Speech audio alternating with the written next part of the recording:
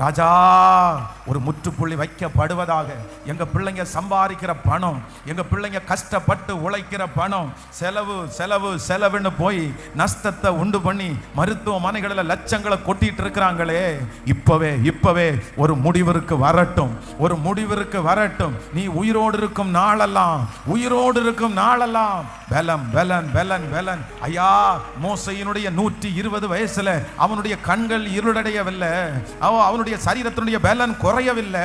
இப்போ இந்த சத்தத்தை யாரெல்லாம் கேட்டு கொண்டிருக்கிறார்களோ, திருச்சபையில இருக்கிற பிள்ளைகளுக்கு, ஆன்லைன்ல இந்த சத்தத்தை கேட்டு இருக்கிற பிள்ளைகளுக்கு, எஸ்ஸப்பா இனி அந்த சரீரத்துல கத்தி வைக்க கூடாது, இனி அந்த சரீரத்துல ஆபரேஷன் இல்ல, இனி அந்த சரீரத்துல மருந்து மாத்திர செலவு இல்ல.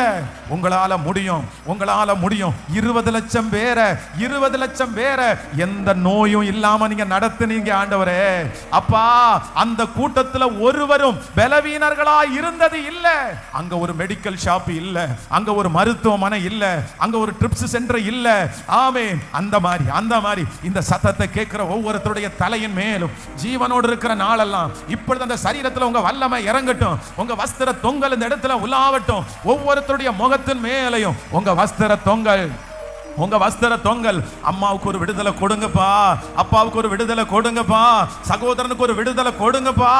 ஏசப்பா, ட்ரீட்மெண்டே இல்லாம குழந்தைய கத்தர் தரணும், ட்ரீட்மெண்டே இல்லாம அந்த வியாதியை கத்தர் சரி ஆக்கணும். ஸ்தோத்திரம் ஸ்தோத்திரம் ஸ்தோத்திரம். ஹல்லேலூயா ஹல்லேலூயா. எங்க பிள்ளைங்க கஷ்டப்பட்டு உழைச்சிருக்கிற பணம் அந்த மாதிரி நஷ்டம் ஆக வேண்டாம், நஷ்டம் ஆக வேண்டாம். இயேசுவே, இந்த சத்தத்தை கேட்கிற நாங்க யாரும் மருத்துவமனையில போய் அனுமதிக்கப்பட வேண்டாம். சுகம் கொடுக்கிற கர்த்தர், சுகம் கொடுக்கிற கர்த்தர் இப்போ அந்த சத்தத்தை கேட்டு சுகத்தை தருவீராகப்பா.